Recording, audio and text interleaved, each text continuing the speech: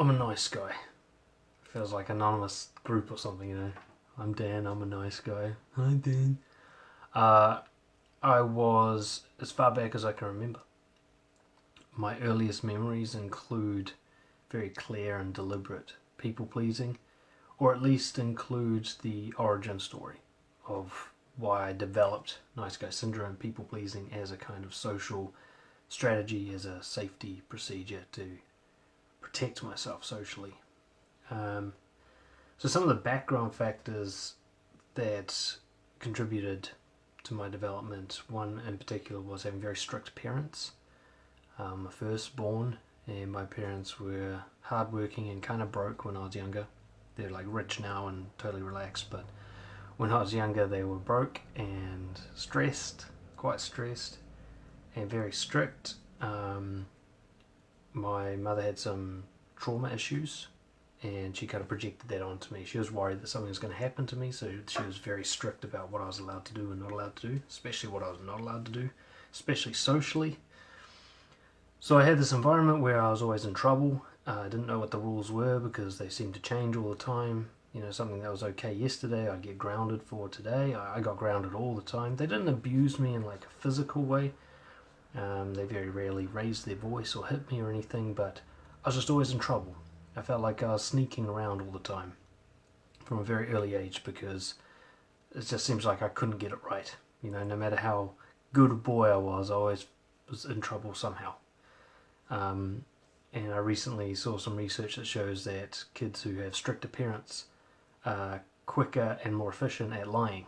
When it comes to learning how to lie, all kids go through a phase of learning how to lie. I certainly learned very early on that if I want to have any kind of freedom, any kind of life, I can't tell the truth. I can't let them see what I'm really doing. You know, so I was brought up in this environment, and also in the background, especially in years sort of 5 to 7 years old, we moved a lot. So I was going to a lot of different schools. I had 3 schools by the time I was 7, and that's a critical age, isn't it? That's a critical age for trying to make friends, trying to build a circle. You know, my wife went to the same school from, you know, day one to the end, and she had the same group of friends and sat next to the same friends in every class for years and years and years.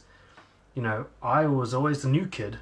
I felt like I was always a new kid coming in. There was already established cliques, already established groups. I didn't really know how to be a part of things. To this day, if I walk into a school, I feel anxiety. You know, the school's set up with those kind of decks that they have outside the classrooms with the veranda things and the driveways. It makes me want to be sick because I just spent so much time feeling uncomfortable in that environment. And so up until about the age of 8, 7.5, 8, I just had no idea what to do socially. I felt like I was always getting ripped away from the very few friends that I had. Plus, I was known as the crybaby kid. So I was a sensitive kid. I'm a sensitive adult. Physically. Not so much emotionally, though that was certainly the case back then. These days, not so much, but I was very sensitive, and crying was this kind of autopilot thing. It was my reaction to anything. Someone confronted me, I cried. If I banged my knee, I cried. If no one wanted to play with me, I cried. I just couldn't handle being upset without crying. And I became known as the crybaby kid and received light to moderate bullying for that. So this is the background that I'm trying to develop myself socially in. Very strict parents. I'm not allowed to socialise, basically. Moving all the time, so even if I found a friend, I can't keep it. And constantly being the new kid at school, and if you've ever been the new kid at school, you know how much that sucks. And being the crybaby kid. And then, between the years of 8 and 10, but probably very quickly close together, I discovered a little strategy. It was threefold. Firstly, I figured out that I was funny, and that I could make kids laugh, and that they liked me when I made them laugh. I could also make adults laugh, turned out. And it was like this get out of jail free card, like instant friends if you're the funny kid. And I don't know how I discovered that, my memory's not that good, but I clicked onto it and then really stayed with that. I was also academically gifted. So I've got the kind of brain that does well in school, even though I hated school. So I learned how to impress adults, finally. I learned how to impress my parents. breast teachers and stuff, I could show them how to be, how to like me for being a high performer and a high achiever.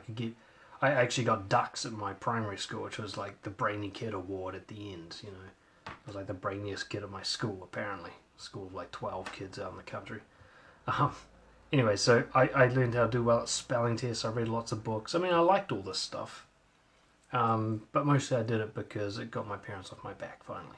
Well, I thought it would. It actually just made them push even harder for me to perform. And the third thing is, I figured out how to stop crying. One day I got hurt or something playing rugby. I can almost remember this. And I was about to cry. And then I just decided not to. I was like, no, I'm just not going to cry. And I didn't know I could do that. I didn't know I could just turn it off. And instantly the respect from my peers increased. I'm raised in, this is West Auckland, New Zealand, crying, especially in the 80s and 90s, crying from a man was very much not approved of. And being able to take pain without crying was, even at a young age, like 8, it was respected by peers. So I got these 3 things all at once, and they were a very effective strategy at the time. That was exactly what I needed to survive and thrive. I got into the cool group at school, and even in high school I was in the semi-cool group. As stupid as that sounds to say now, it was a big deal back then. High school was fucking Lord of the Flies. I was just happy to be protected. It's like being in the bigger gang in prison, you don't have to worry so much. So I had a strategy, and it worked to solve the loneliness, the intense isolation I felt, the creeping around disconnect I felt at home. I was very much a little alien all by myself as a child, and then I found a way to join. I found a way to join the group, and to get the adults away off my back, to stop getting so much trouble all the fucking time. So I cruised. That was probably the highlight of my early life, was this kind of period from like 8 years old to the end of primary school, 12 years old. Those 4 years, the strategy was perfect. And I had no idea about integrity, authenticity, nor would I have given a shit. I was just riding the wave of being the cool kid. Like, fuck yeah, after what I'd been through, I'll take that. Anyway, then I get to the high school, and girls become a big deal to me. I mean, girls are always a big deal to me. I remember drawing my own porno when I was like 8. Me and my friend, we drew our own Playboy magazine. That's how old we are. We think Playboy's porn. We used to try and draw the girls in our class as being like older women and stuff. It was crazy. I was obsessed with sex from a very young age. Don't know why. Hopefully I don't have like repressed abuse memories or something, but I was always into girls, big time. And so when I got to high school, there's all these hot girls here, or so I thought. And it just consumed me. I spent, probably like many boys going through puberty, I spent a vast majority of my time fantasizing about girls, and I started trying to kind of make something happen with them. But I just couldn't. I couldn't figure out how it was done.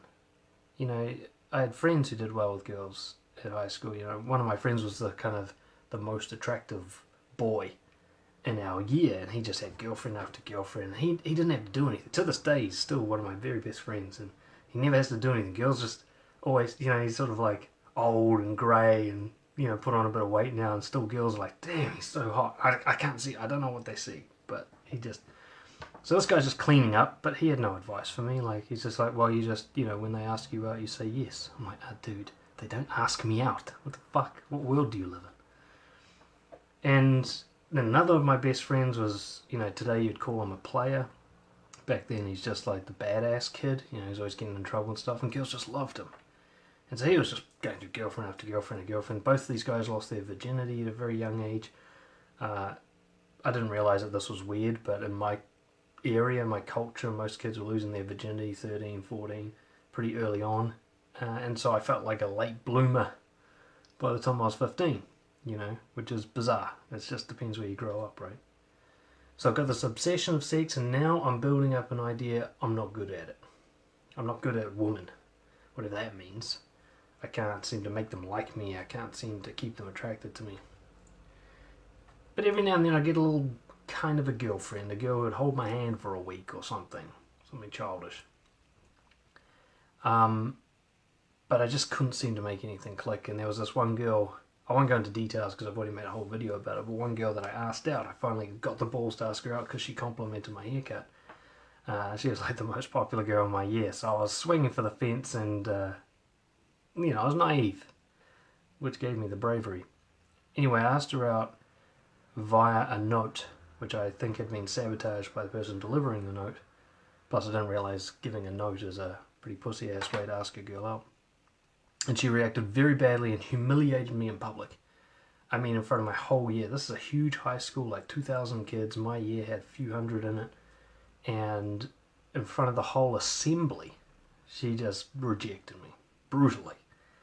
Somebody actually spit on me afterwards, but I don't know if that was connected. Anyway, that was my first experience of directly asking a girl out.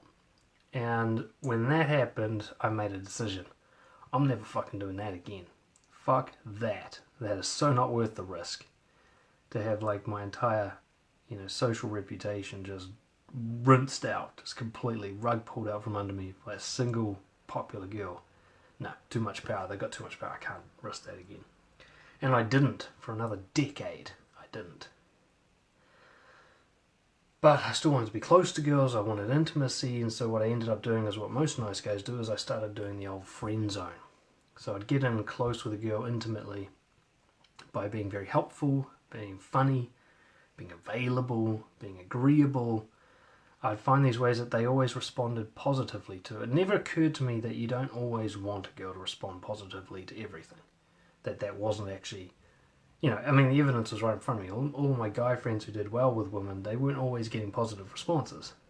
I just noticed the positive responses, but they were also offending people and disgusting people and pissing people off. I didn't kind of click that was actually a necessary part of this.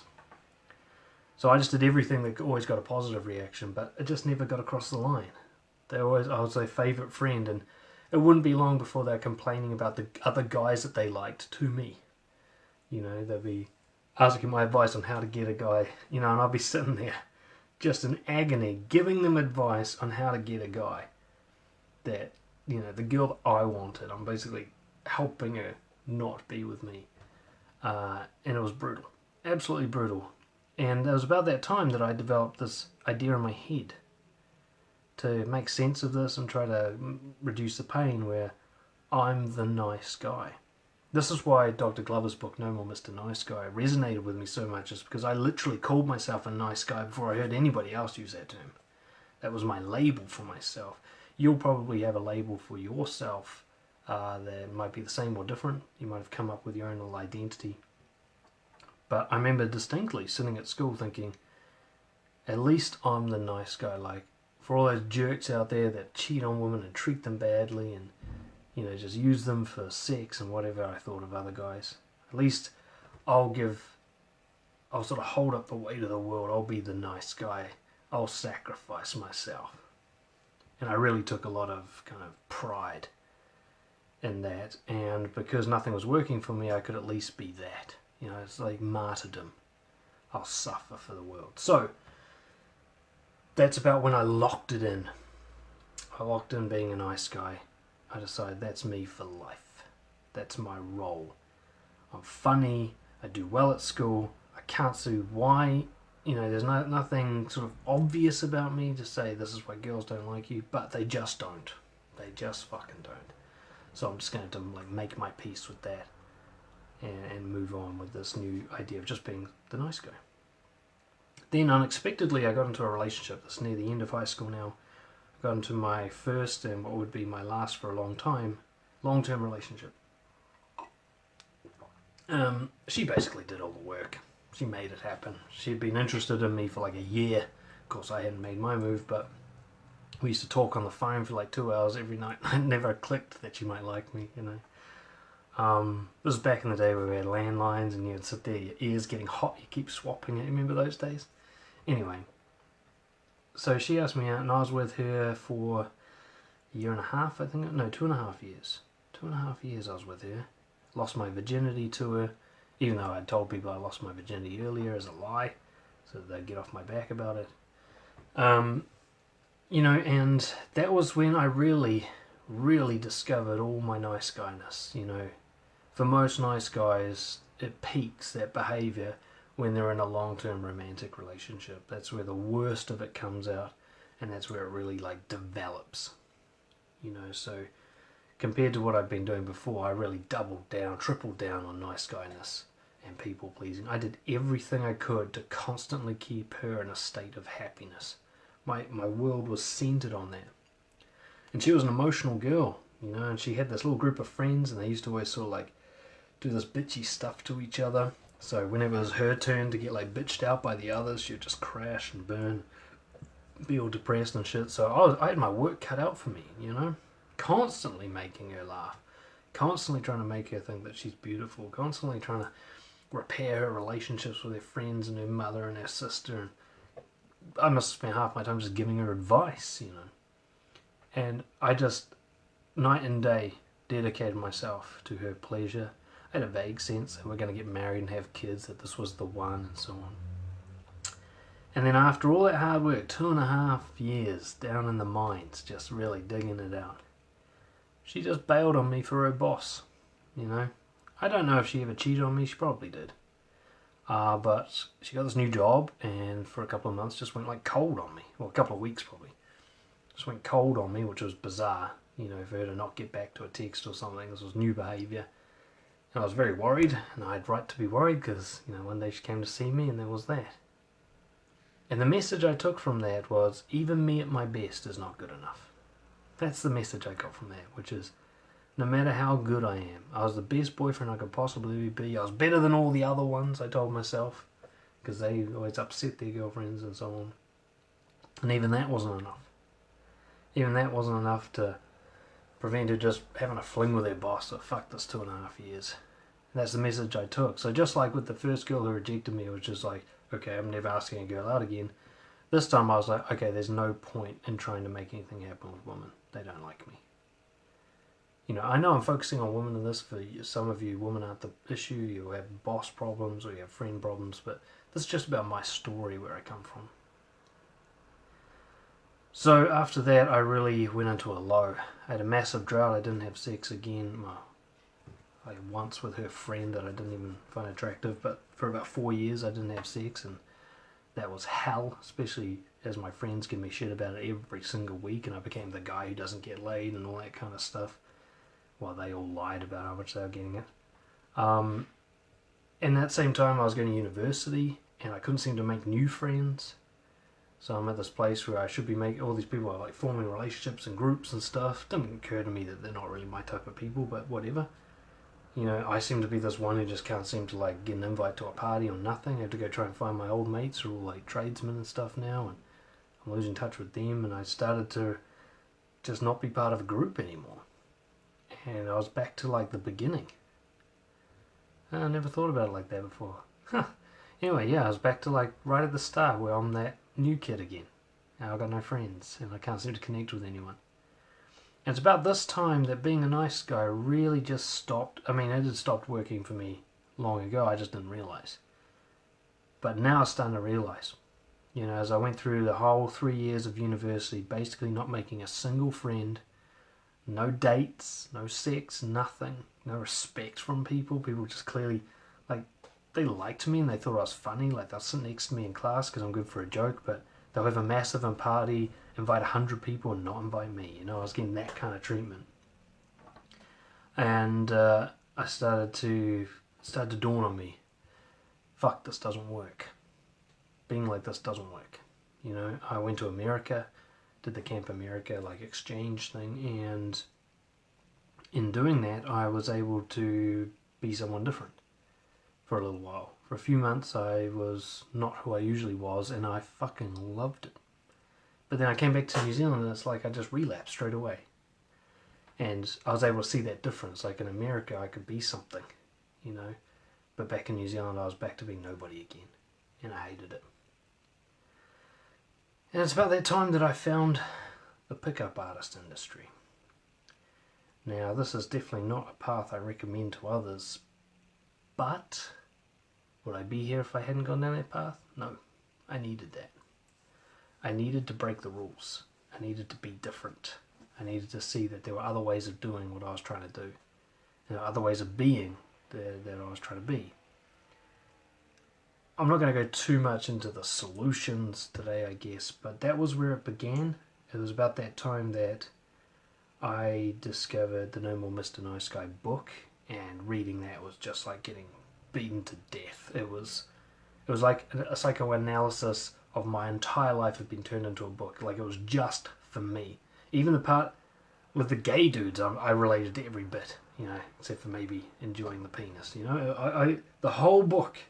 And I've talked to a lot of people who read their book, and almost none of them say the whole book applied to them. But for me, the whole book, every fucking page, I was just shaking my head going, Jesus Christ, I do all of these things, and now I know why I do them, and that's terrible reasons to do it, and so on. So that was, I think that was what really drove me into pickup. I'll do anything else. I'll be anyone else. Anything. I don't even care if it's worse, as long as it's not this. I can't do another 25 years of this. It didn't work then. It's not going to work again. Long story short, through pickup artists, about 3 years of dodgy shit that I was up to, I slowly started integrating to this thing they call direct game, which is where you just go up to people and just sort of tell them your true intentions. Which I'd never even considered before, never in my life before. Even having a girlfriend for 2.5 years, I'd still never expressed attraction directly.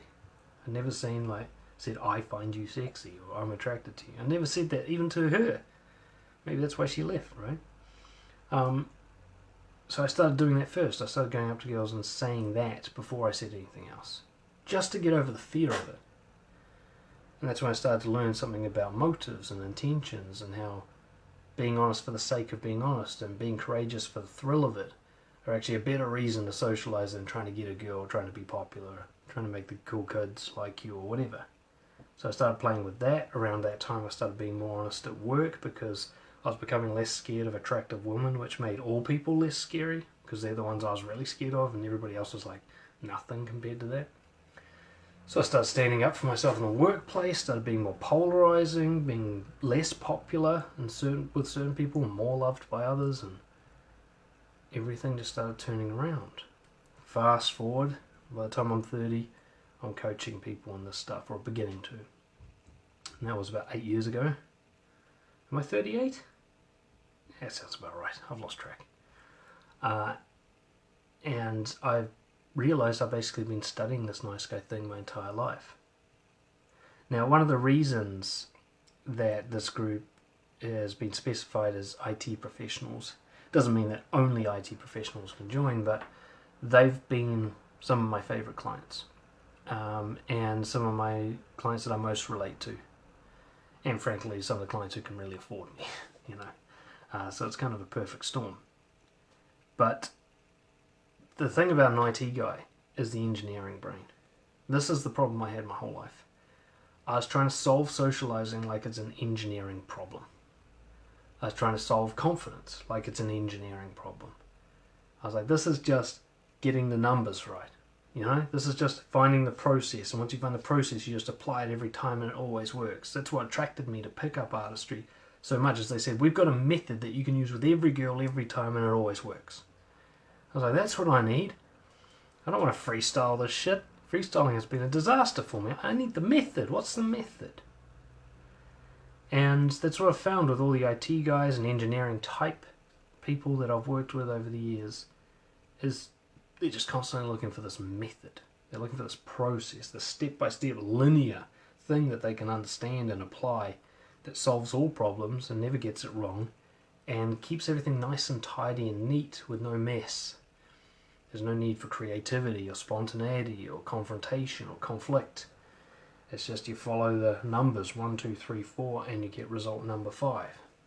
So when I realized that my problem was trying to find that, and that that's not the solution, and that isn't something that applies to confidence and socializing, it isn't something that applies to dating and relationships, it's something that applies to building bridges and designing apps, right? It works very well there, but when it comes to people, you need a much more artistic, creative approach. a much more honest approach, a spontaneous, in-the-moment, interactive approach, rather than bringing a script and a method and trying to like paste it onto every situation. So I've found that I've been very, more than anyone else, I've been able to help those people, the people who bring the engineering mindset to the creative pursuit of building a social life and building inner self-confidence. So that's who I want to specialise and focus on in this group.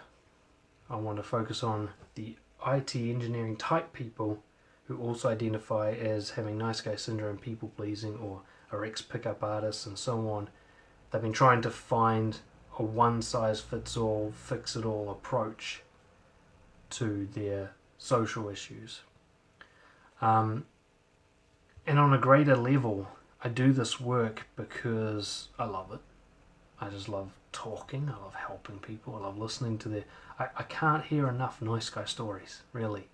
I relate to them, I feel the pain, you know, even after like years of being in recovery and having all my basic needs sorted and getting all the main issues sorted, you know. I mean, I'm married with a kid now, and I had a robust dating life prior to that. Like, I can make deep connections with men and people of all ages and so on. Like, I've just got this... I've got everything I ever wanted in that space. I'm not perfect, but certainly a vast improvement on my childhood, I'll tell you that much. But I never get tired, I never stop feeling the pain when I hear the other guy's stories. You know, I know what it's like to fucking be like that, and it sucks. And I think it sucks more than anything because you know it doesn't have to be like that. You know, that was the thing that used to eat me alive in my 20s, especially when I went through that big drought where I had like no friends, no sex, I felt completely by myself for ages. I mean, I had people around me, but no one I'd call a close friend. Or a few people, but, you know, I couldn't trust it. And I just remember thinking like, nah, there must be a way, you know? I've got my flaws and everything. Maybe it was my ego got me through, but I thought, nah, I can't be doing this badly. I must be just doing something wrong.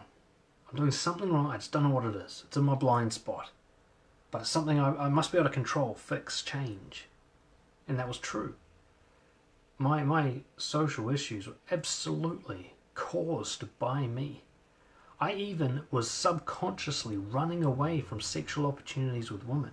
You couldn't have convinced me of it in my early 20s. You would have had no chance of proving to me that I didn't want sex, because that's all I thought about. But the truth was, I was absolutely terrified of intimacy, and sex being the ultimate intimacy. I mean, I would actually occasionally go home with a girl and I wouldn't be able to get it up. Right? My body didn't even want sex. Right? I was so nervous about it, so scared of it, that my body couldn't even function without like some Viagra or something. And so then I became scared of that happening, because that's so humiliating when it happens. So that was another reason to avoid sex. So I had this goal, like I really want to, you know, make more friends and, you know, do better with women and, you know, stand up for myself at work. But my behavior was the opposite. My behavior ran away from all of those goals. And I couldn't see it. I couldn't see that my nice guy approach, my engineering, solve the problem, fix it approach, was actually the cause of the problem. You know, when I finally found that out over many years, it wasn't like a one-night epiphany, but just bits and pieces falling into place as I saw why things happened finally. It was heartbreaking. I'm like, I've done this to myself? Really? I mean, it would have been better if it just been like, oh, I'm too ugly or something. At least then I could have been like, it's out of my control. But to realise that I had engineered my own failure socially while mentally masturbating on the fantasy of actually wanting to do well, I was doing the opposite. And I want to help guys stop doing that. I've worked with a lot of guys. I've worked with guys who have been virgins all the way into their 30s or even 40s. I've worked with guys who have been in marriages for 20 years and it's been miserable since their second date. And guys who have never had another guy friend and wouldn't even know where to start. You know, I've worked with guys who really struggle socially. And while some of them have certainly been on the autism spectrum, or they've been, you know, physically what we won't call the hottest people in the world or whatever, poor, not one of them not one of them has been, how can I put this? They've all been the cause of their own problem. It hasn't been because they were too short or too fat or too ugly or too boring or too awkward or whatever they thought they were. Because there's someone out there for everyone. And there's whole groups out there. You can be the weirdest fucking whatever nerd in the world and there'll be a whole community that's like that and would love to have you. That's not your problem. Whatever you think your problem is, it's not your problem. You think you're too this and not enough that. No. The only problem is your strategy to do well socially backfires on you. You are the cause of your issues. And once you realize that, and I hope to use this group to help you realize that. And once you can get out of your own way and start behaving more authentically and differently, you'll see that other people will like you just the way you are. And that other people will be attracted to you, despite you not looking like whoever in the magazines or on the movies or whatever. You can be attractive, you can be socially loved, you can do well in the workplace, politically, all of these things. I'm yet to meet a guy where I'm like, no, you're a hopeless cause. I've met some people who are close because they're just so traumatized, so shattered and so broken, but still, you know, with lots of therapy and medication and getting out of the hole, then still they could do it. And in fact, they might even meet the girl of their dreams in group therapy, who knows. And on a greater level, like, I'm disappointed in the men of this world. It's not their fault, but they lack responsibility. They're not strong enough. And I don't mean in their macho way. I mean emotionally. They're not brave enough. They're not responsible. They're not powerful enough. And the world's falling apart because of the lack of them, in my opinion. And the reason there's so few of them is because most guys these days now are passive nice guys. There are a few other types, but basically nice guys is like a copy and paste clone thing that's just spreading throughout all men all over the world. I've had clients on every continent, I think. Yeah, every continent. You know, it's everywhere now. This disease of nice guy syndrome. And these men aren't enjoying being this way. Their families and friends and partners don't enjoy them being this way, or would enjoy them being another way even more. While the loud voices in the media say you can't be masculine, you can't be this, you can't be that. It's bullshit. Most people actually do want you to be those things, and you'd enjoy being it because it's natural to you. I don't mean that you're all going to be hyper masculine, but whatever you are is missing from the world. And I hope to help you bring that out because the world needs people to step up now more than ever before. Right? So, that's why we got the group. And hopefully, if you align with what I'm saying, then the group will be very valuable for you. God, I was just thinking it would be so funny if, like, the sound's not working this whole time or something. I've done that before. I just talked to myself for an hour and realised I didn't hit record or whatever. It's brutal. Anyway, I want to give you some hope, some optimism. Tell you about a few of my clients, some of the kind of classic cases. I'll give you the names.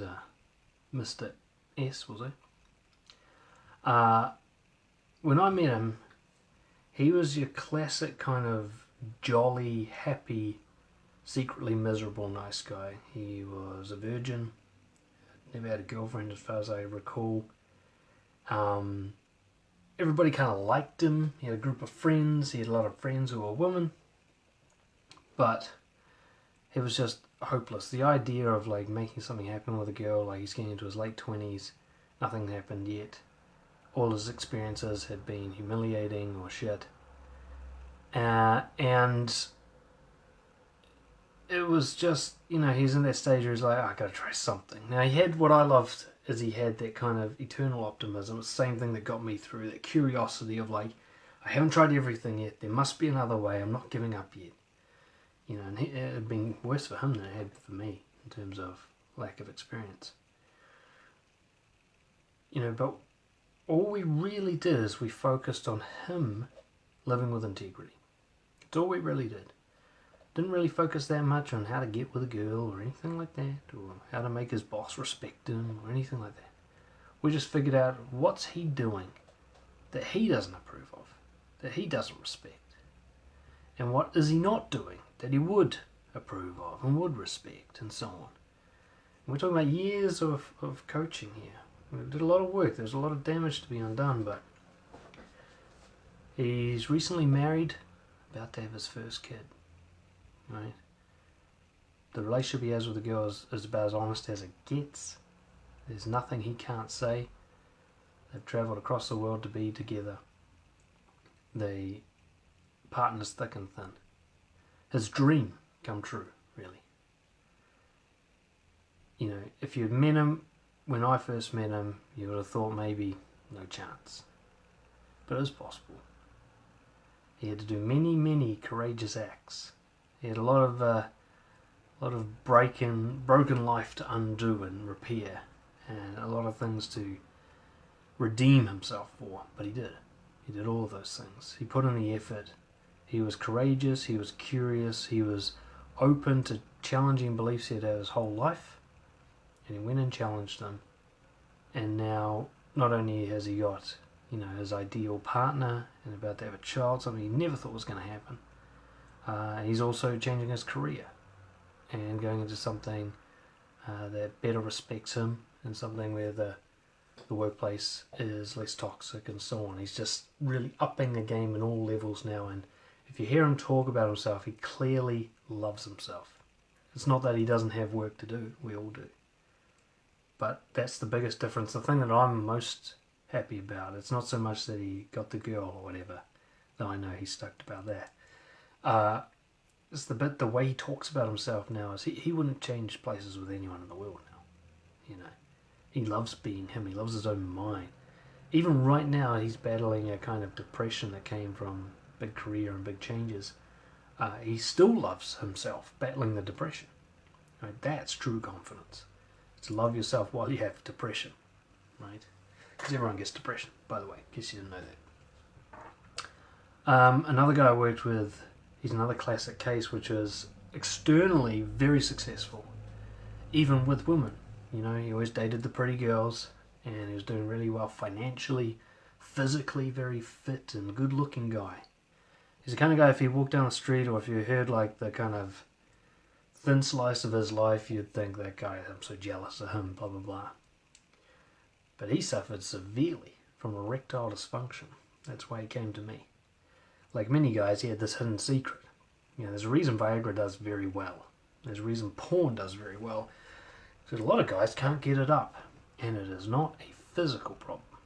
It is a mental problem, an emotional one. One that I understand very well. Turns out that when guys get nervous, shit doesn't work downstairs. And when guys are under pressure and stressed, their shit doesn't work. Not all guys, but some. Guys who have never had this problem just don't understand it. They're like, well, when you just get hard and fuck it. Because it doesn't work. Dumbass. So, this guy, I mean, it's almost more brutal because of how successful he was. This is a classic IT story I get. Is I get a guy who's doing very well, like financially. He might be doing very well physically as well, you know, in terms of looking good and being in good shape and all that, and may even be very popular socially or well respected. I've even had clients who are kind of semi-famous or outright famous, but then their dick doesn't work. I mean, how brutal is that? And it seems like such a small, petty, superficial problem to some extent. But it's a symptom of a great deeper problem, isn't it? Erectile dysfunction is proof that you do not function well emotionally, right? That sex is this huge deal to you, and that it just fucks you up mentally. And it took us months of work to really get down to the true causes. I've got this thing where I help guys solve erectile dysfunction without medication, right? That we do it all mentally.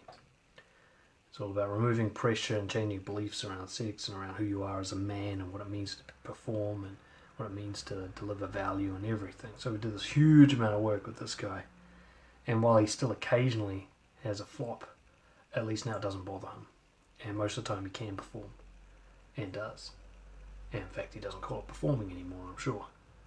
But I helped him understand how to not only view sex and intimacy differently so that he didn't have such a huge physiological reaction to such a fight or flight response, But also he's been able to stand up for himself and argue more calmly. That was another big issue that was happening behind the scenes, is he couldn't have confrontations and conflicts without them exploding. You know, he'd have that nice guy tantrum that we call a puke. Everything would be held in for ages and then come pouring out. And he was with someone who was quite aggressive and so on like that as well. So the two of them together was just this sort of chemical reaction. I just realised you've been looking at half my head for most of this time. Again, many months of work, but it could be done. He thought it was impossible. For years he'd struggled with this, and it was still able to be solved. And lastly, there's a guy actually I'm working with now. Again, I won't give away personal details. But again, very classic, especially in the IT. There's a married guy now. And at work, he was kind of the people pleaser. He's loved because he makes everyone feel happy by doing all their work for them and kind of eating shit.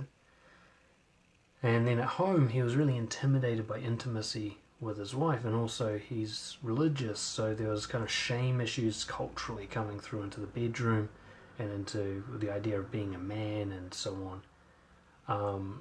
And so, again, ostensibly successful, he looked good on the outside, but he had these kind of secret issues they didn't know how to talk to anyone about, because it's like imposter syndrome. You just reveal that everything's not so good.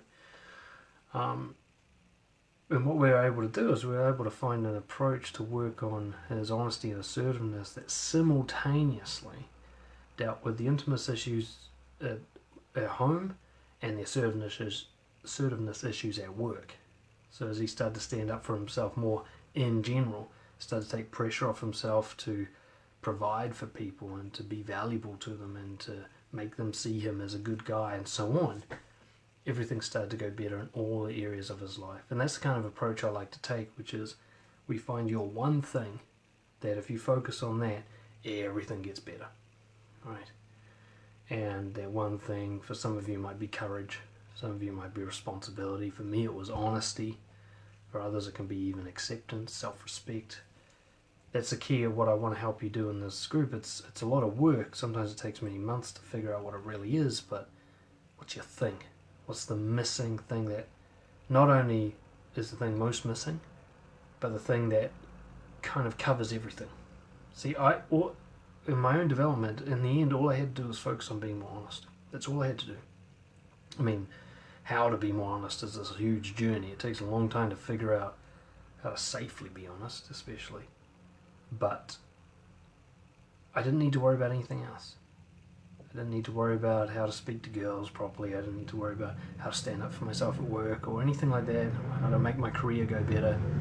I just had to keep going, be more honest. Just be more honest, be more honest, and just kind of blast the world with honesty and let everything fall away, because honesty was the thing missing most. I was very deceptive as a nice guy, very manipulative, constantly full of shit, constantly pretending to be a complete character that I made up. So, those are just some examples, kind of promote what I do, I guess. But that's what happens. I work with these guys and that's the results they get. Because I get it. I know what it's like to be a nice guy. I know what we do wrong. I know how we shoot ourselves in the foot. And it's just my obsession now to help guys with this. So for those of you in the group, let's sort of sum up the struggles you're likely to have. Generally, you either have a total social struggle, that kind of, especially if you're on the autism spectrum at all, Asperger's, you might feel like the alien amongst the humans. That's how I used to feel. I'm a bit on the spectrum myself, I think.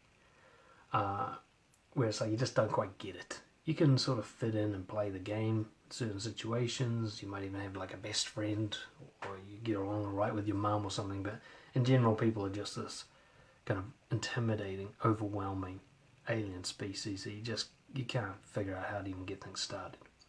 So there's that kind of guy that I help. And then there's a guy who basically, he gets a lot of good results and approval and validation from other people. He impresses people. They think he's doing well. But he can see something's really missing.